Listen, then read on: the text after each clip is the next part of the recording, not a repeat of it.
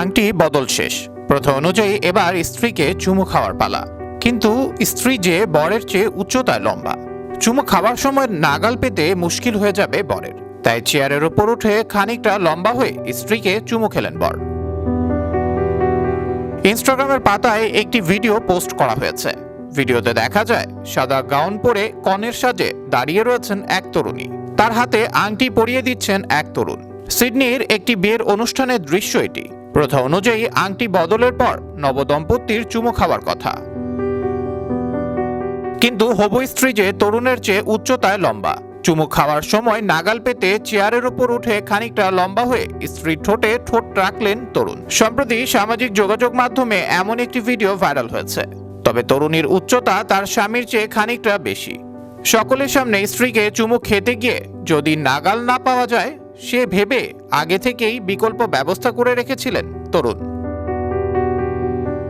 স্ত্রীকে আংটি পরিয়েই হাততালি দিলেন তরুণ। সঙ্গে সঙ্গে একটি মোড়ানো চেয়ার নিয়ে সেখানে হাজির হন অন্য এক তরুণ। চেয়ারটি খুলে মাটিতে পেতে দেন তিনি।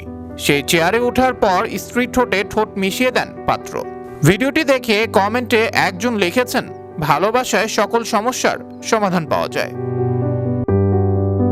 ভালোবাসা বোঝে না বয়স, বর্ণ, ধর্ম, কার উচ্চতা কতটুকু সে হিসেব কষে প্রেম বা বিয়ে কোনোটাই হয় না।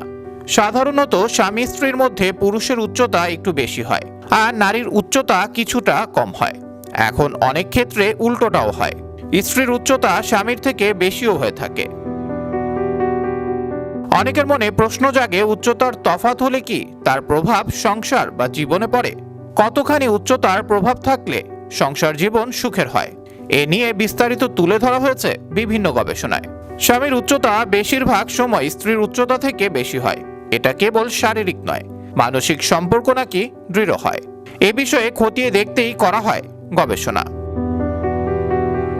আবরার আহমেদ ওয়াহি, বিশ্ব বাংলা 24 বিনোদন ডেস্ক।